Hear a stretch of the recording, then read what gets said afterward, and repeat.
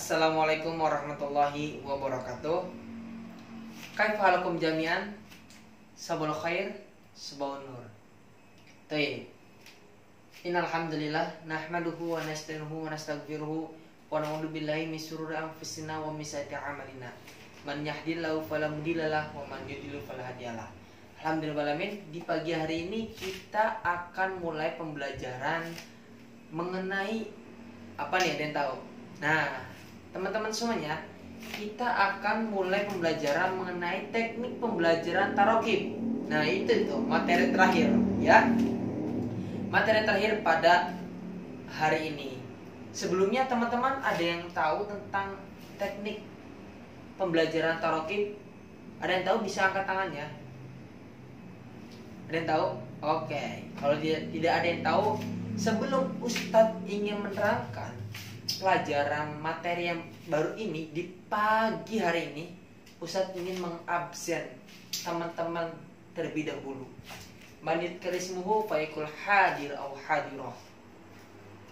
Egi Setiawan hadir, Hengki hadir, Asrori hadir, Ahmad Saputra hadir, Gina Aulia Sigaf hadiroh, Nahnia hadiroh, Fitri Nur Hasanah hadiroh, Ja'far Arif Nur Ahmad hadir, Fikri hadir. Baik.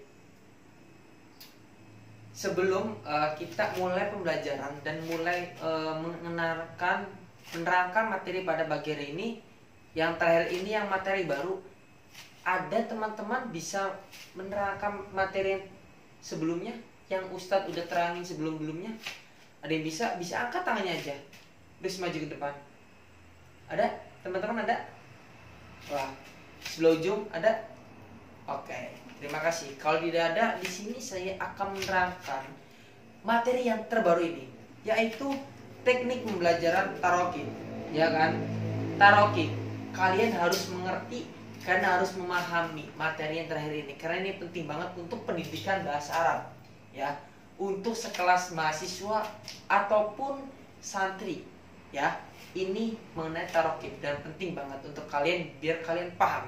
Yang sebelah kanan dan sebelah kiri jangan ngobrol ya, dengarkan. Nanti ada sesi pertanyaan dan nanti untuk di terakhir ada untuk mempraktekkan. Oke ya. Nah, di sini teknik pembelajaran tarokib. Nah, hakikatnya itu yang dimaksud dengan tarokib al-lugawiyah di sini adalah tarokib an-nahwiyah. Ya, tarokib tentang nahwiyah. Oke ya. Yaitu unsur tata bahasa yang termasuk di dalamnya yaitu nahwu dan shorof. Jadi teknik pembelajaran tarokib ini mengenai lugawiyah, ya kan, dan ditarokibkan sebagai nahwiyah, yaitu unsur tata bahasa dengan termasuk di dalamnya yaitu di dalam pelajaran itu ada nahwu dan shorof, ya, nahwu dan shorof.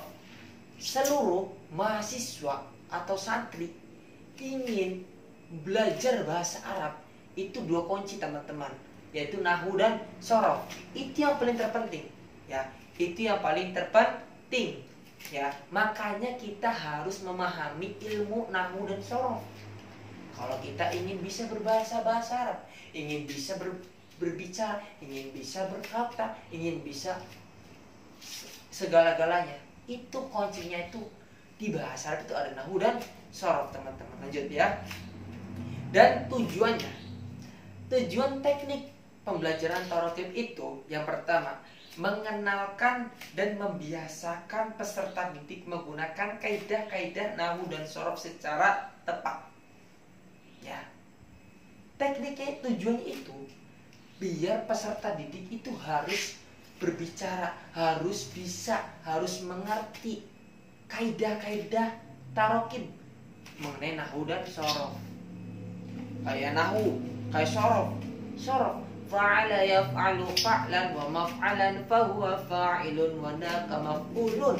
Nah, itu namanya shorof. Ada lagi nahwu ya. Nah, kenapa? Sehingga terhindar dari kesalahan lisan.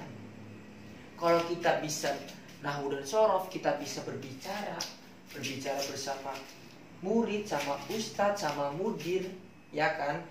Itu biar lisan kita terbiasa dan tidak ada kehindar dari kesalahan.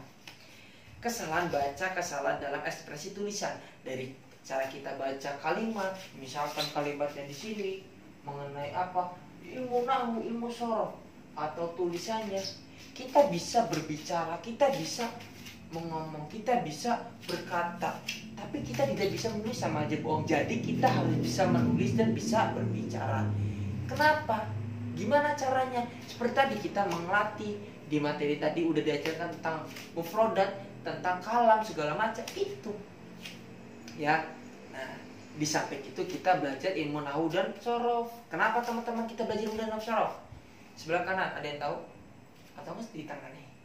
Bisa angkat tangannya atau nggak apa-apa? Ada yang tahu? Bisa angkat tangannya.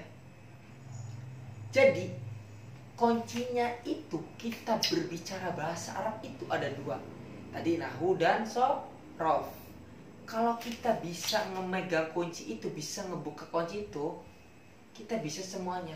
Kita bisa berbicara dengan lancar, kita bisa berbicara dengan baik, kita sering dilatih untuk mufrodatnya.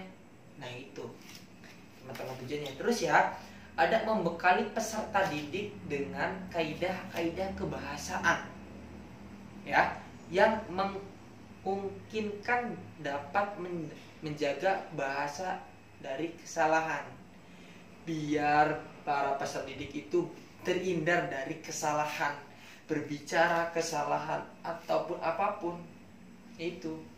Nah ini teman-teman, terhindarlah kesalahan-kesalahan itu, ya. Terus menumbuhkan kembangan pendidik intelektual, ya.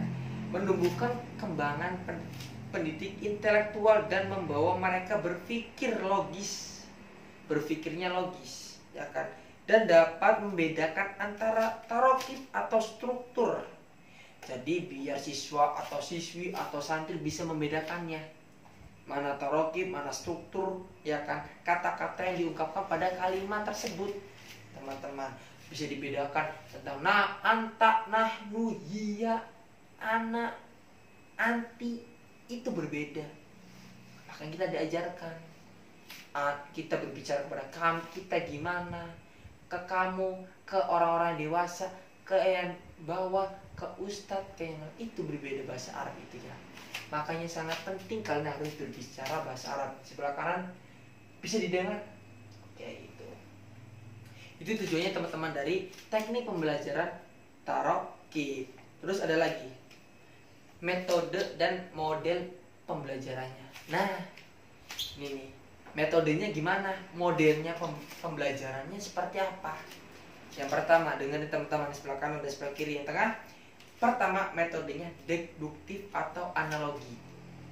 Deduktif atau analogi yang pertama. Yang kedua, metode induktif. Yang ketiga, metode teks terpandu. Yang keempat, ada metode aktivitas, ya kan, aktivitas. Yang terakhir ada metode problem, ya. Yang terakhir ada metode problem. Jadi metode dan mode pembelajaran ada berapa teman-teman? Ada 5, ya. Yang pertama metode deduktif atau analogi, yang kedua ada metode induktif, yang ketiga ada metode terpandu, yang keempat ada metode aktivitas, yang kelima ada metode problem. Di sini ada yang ingin ditanyakan teman-teman? Ada yang ingin ditanya? Bisa angkat tangannya. Barangkali ada yang nggak paham mengenai materi pada akhir hari ini, ada yang kurang dipahami, kurang mengerti, bisa ditanyakan. Irfayadakum man yas'al. Sebelum Ustadz tutup materi yang terakhir pada pagi hari ini. Maafi. Baik. Syukron ala ihtimamikum. Wallahu muwaffiq ila aqwamit thoriq. Wassalamualaikum warahmatullahi wabarakatuh.